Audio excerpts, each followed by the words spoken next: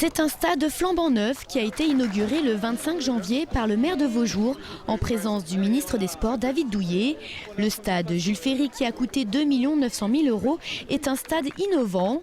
Il est entièrement accessible aux personnes handicapées. Il possède une toiture végétalisée et un terrain de football en gazon synthétique dernière génération. Le terrain est modulable 7 et 11 joueurs. Homologué Ligue 1, il peut même accueillir des matchs internationaux. Principal atout de cette pelouse synthétique, la récupération des eaux pluviales. 230 mètres cubes d'eau vont ainsi servir à alimenter l'ensemble des espaces verts de la ville. Avant d'avoir ce terrain synthétique, nous avions donc l'obligation d'arroser le terrain, de pouvoir ensuite le tondre. Là, ça va permettre d'alimenter directement aussi bien les espaces verts que le système de nos laveuses sur la ville. Dans le milieu professionnel, les joueurs n'aiment pas forcément trop les synthétiques, mais dans le monde amateur et en termes de moyens, d'infrastructures, c'est important parce que ça permet justement de multiplier les séances d'entraînement sans trop abîmer le terrain. Ça permet aussi de limiter les frais parce que ça coûte beaucoup d'argent, mais ce qui est surtout important, c'est que ça permet à des jeunes de se livrer et de s'exprimer et de libérer les énergies qu'ils n'arrivent pas à libérer à l'école. Et c'est vrai que dans le sport, il y a beaucoup de valeurs. Et donc aujourd'hui, moi je le vois dans mon association, on a 45 jeunes. Donc la mission, c'est de transmettre les valeurs du sport au service de la construction personnelle du jeune. Et l'objectif, c'est de former l'adulte de demain.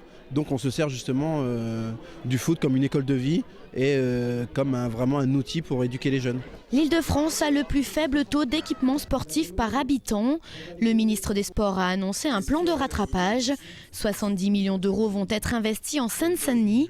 Ce financement permettra de couvrir 40 courts de tennis, de rénover 23 gymnases et de remplacer une trentaine de terrains par du synthétique. La ville de Vaujours est donc précurseur dans les infrastructures sportives couplées au développement durable. On n'a plus besoin d'arroser un terrain synthétique par exemple. C'est beaucoup d'eau d'économiser, vous vous rendez compte, surtout lorsqu'ils sont très utilisés par les associations, et c'est le but du jeu. Un terrain synthétique a l'avantage de pouvoir être utilisé quasiment 24 heures sur 24, sans qu'il y ait besoin de faire quoi que ce soit.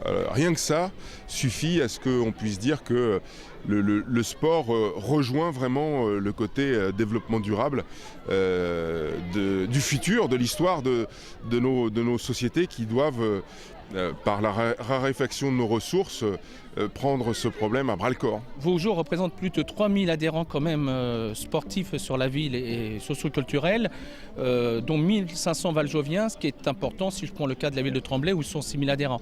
Donc on a vraiment une ville sportive et festive et je me dois moi de donner les équipements qui correspondent.